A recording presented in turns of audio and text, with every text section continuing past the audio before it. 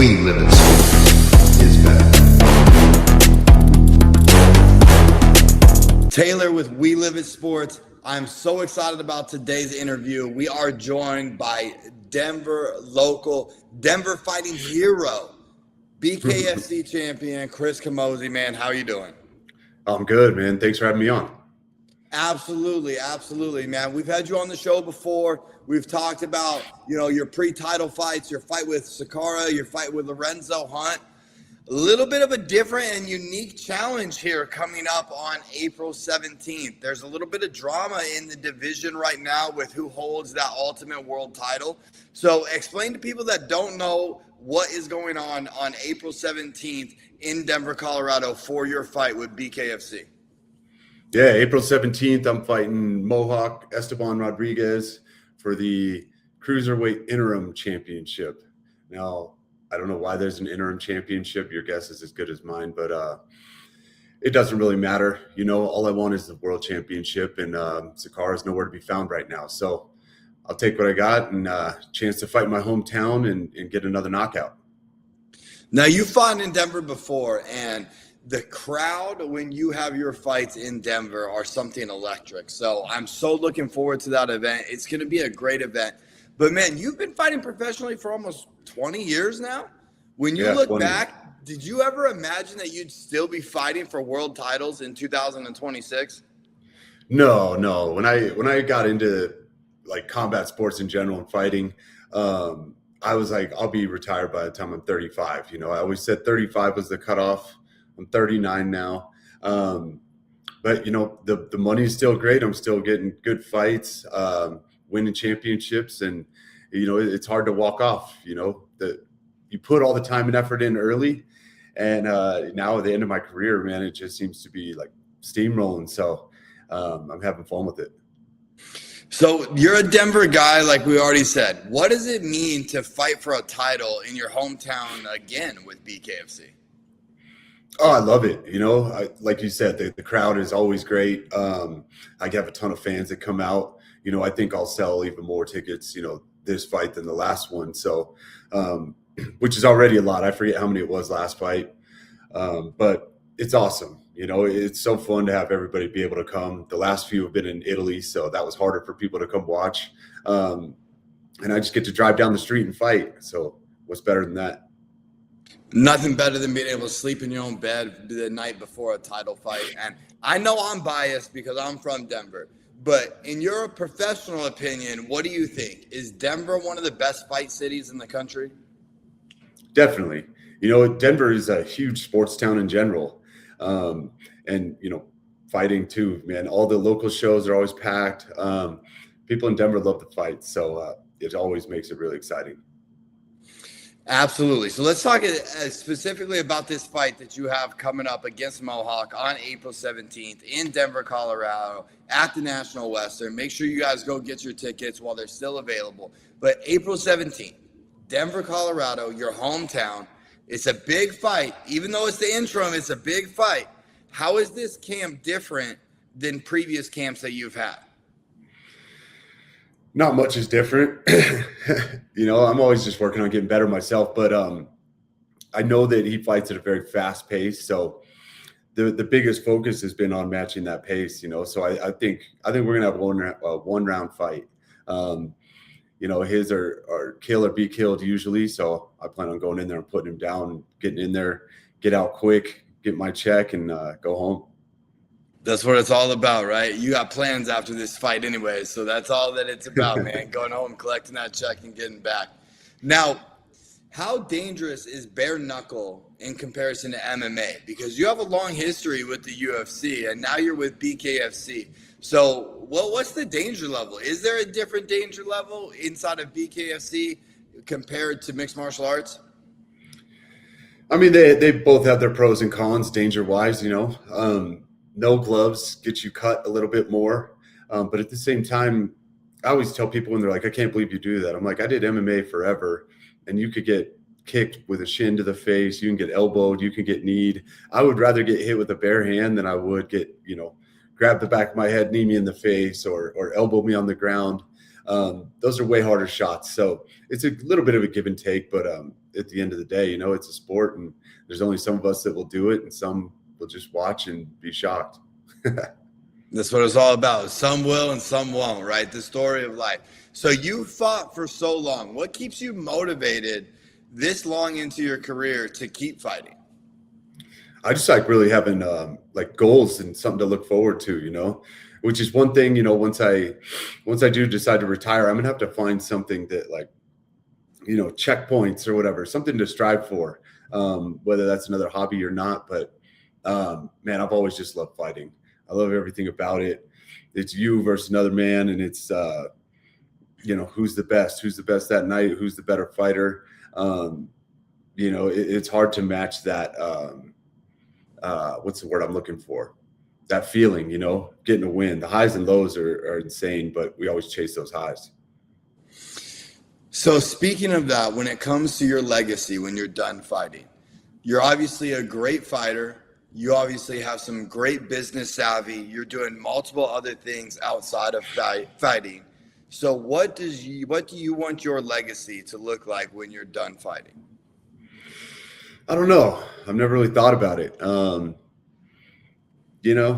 It's just been my life completely changed, when I got into fighting professionally, and it's given me so many opportunities, so many friends, stuff over the years. It's given me basically everything, I'd probably be working in a warehouse or something at that point, because like it also taught me to like work harder for the things you want. So even work wise, other things where I probably would have just settled in the past. But my legacy, man, I don't know. I just hope I have everybody's respect by the end, and can look back and have no regrets. Absolutely. You can look back and realize that you have a lot of very memorable moments, and hey, look, they're still adding up. We got another chance on April 17th for you to add another great memorable moment in your hometown. But a lot of people don't know this. We mentioned a little bit before, you're doing things outside of fighting. You have other stuff going on, and a lot of people don't know, but you're also a commercial real estate broker. How do you balance business and fighting, training camp, and all that together? It's tough. Early mornings, late nights, because my regular work schedule, being in commercial real estate, I owe my clients, the best service I can give them, right? I can't tell them like, hey, I got to go train. I'll take care of your deal later kind of thing. So I get up early. I get my first workout first thing in the morning. And then at the end of the day, I go back to the gym. So I still hit 2 a days, but I make sure I'm on top of my deals. And, I also have some help, at the brokerage where people will step in and help me out a little bit because they understand what I do. But yeah, it's a team effort, and it just takes a lot of work. It's being disciplined. What one's more stressful, closing a deal or a fight? Oh, probably fight. Yeah, at least with the deal, you might lose money, but you're not going to lose, teeth or get punched in the face or hurt. So fighter pay is always a really big question, especially in the bigger promotions, and everybody's always so curious. So do you think fighters need business and income outside of fighting in today's world? Because I know when you first started with the UFC, it was different. But in today's world, do you think that these fighters still need to be able to have something outside to support their lifestyle and things they want to do? I mean, I always suggest it to the young guys, at least until you're making legit money, have a side hustle, have a job, have something, because it's really hard to live check to check like that. Or if you get hurt, you never know when your next payday is going to be. And it doesn't always have to be a job. I tell some of the guys that are making like real money now, even just look for investments. There's things that you can do that don't involve you having to work, but you can invest your money smart that will pay you back, or, take on businesses. There's a bunch of different avenues that don't always involve, like a 9 to 5. But I always think it's good to have multiple sources of income. Absolutely. So would you ever consider maybe promoting fights or getting in the business side of combat sports after you're done fighting? Yeah. Yeah, that's definitely on my list. For years, I've wanted to start a promotion here in Colorado. Not with any aspirations of being like, I'm going to take on the UFC, but at least have like a local or regional show that, I can kind of get back to the community too. I can put it on and I can get my clients all to go there, and make it a business thing as well. But just get back to the sport and give the guys a good place to fight where I could take some of my experience of things that were good and bad over the years and try to fix those, because a lot of promotions, I think, are just carbon copying each other.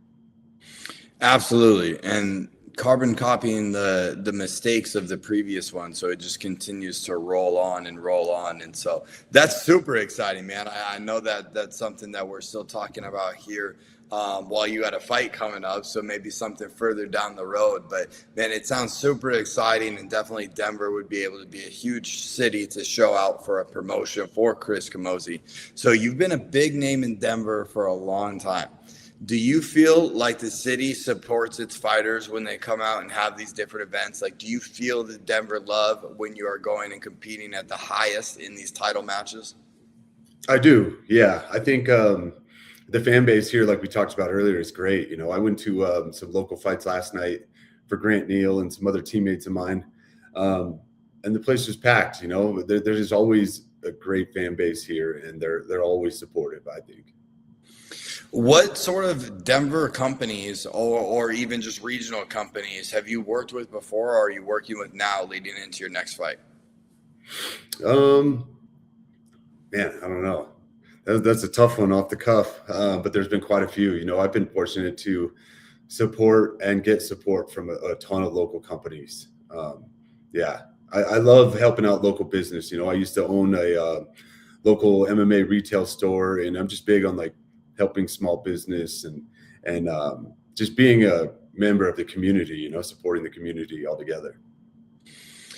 Absolutely, man. You can see it in everything that you do and the appreciation that you show for the city at the end of your fights, man. You can tell it's definitely something that impacts you and that you kind of maybe, hopefully, right, carry you through those moments in a tough fight when you know you have the city behind your back. So as we get ready and close to wrap it up here, I want to talk I wanted you to be able to take your time and be able to deliver a message to the Denver fans for this April 17th fight. What is your message to the fans that are going to come out in support of Chris Camozzi taking on Mohawk for the BKFC interim title? Yeah, I would say, listen, if you've got your tickets, great. If you need tickets, get them soon, because we're going to sell this thing out. And this fight is going to go quick. I think it's going to be a 1-round fight. And come watch me shine. I'm going to win another belt, another championship here in Denver. Let's go. And there's nothing more powerful than that. I'm so excited to be there. Absolutely. Of course, I will be there, man. It'll be such a great fight. I cannot wait. But last thing that we do, we hit everybody with a rapid round of questions. So I'm going to ask you 2 things or a very simple question, and just give me your first quick take on that. All right? Perfect. All right, so let's go. UFC or BKFC? BKFC. Hardest opponent you've ever fought? Jacare.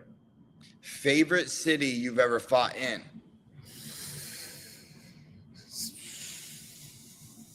Rio.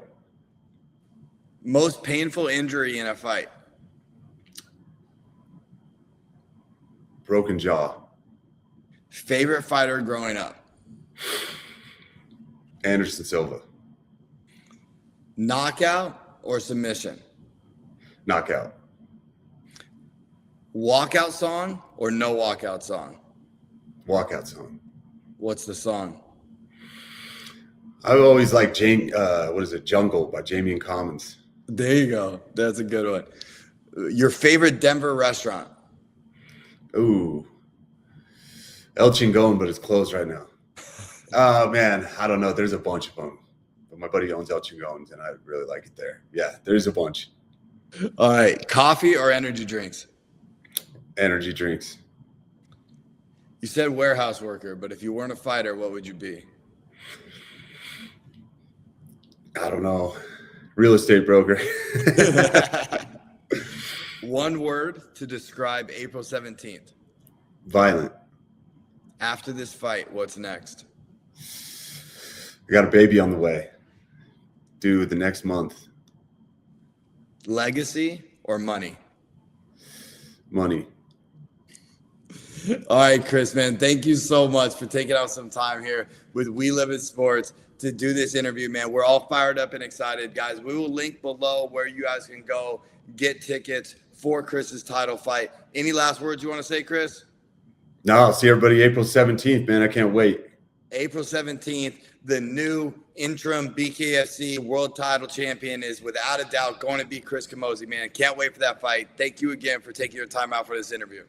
Awesome. Thank you. Thank you for watching. Before you go, subscribe, like, and drop a nice comment. It really helps us push this out to more fight fans. And stick around. This channel is packed with UFC, NFL, and all the other sports' best betting picks, full breakdowns, fighter and athlete interviews. You're going to love what's next.